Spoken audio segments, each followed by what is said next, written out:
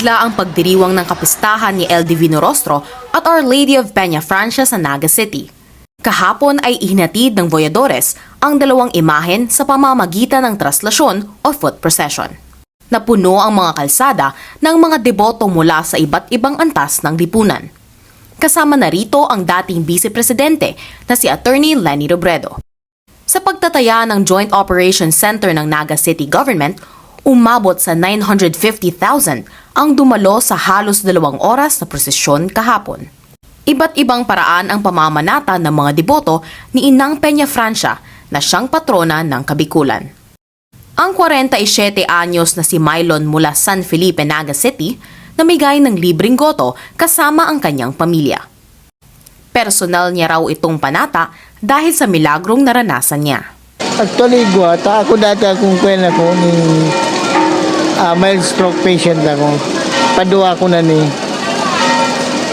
sa awa ng Diyos nakaka-recover ako. Eh sana, gusto ko lang masabi, sana irayo kita sa mga kalamidad. Tapos magrawig pa ang buhay. Lalong-lalo na ako makarecover pang sa dati kong pamumuhay. Yun.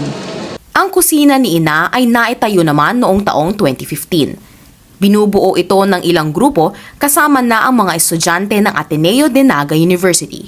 Kasama rin dito ang mga debotong hirap na makasali sa posisyon. Ang overview po ng kusina ni Ina is yung pong, meron po ba kasi mga devotees ni Ina na matatanda na hindi na po sila makapag-traslasyon, makapag-procession.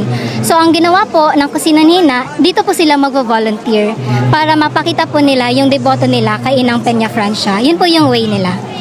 Iba't ibang grupo ng volunteers ang tatao sa kusina ni Ina mula September 8 hanggang September 16 sa Cathedral Grounds.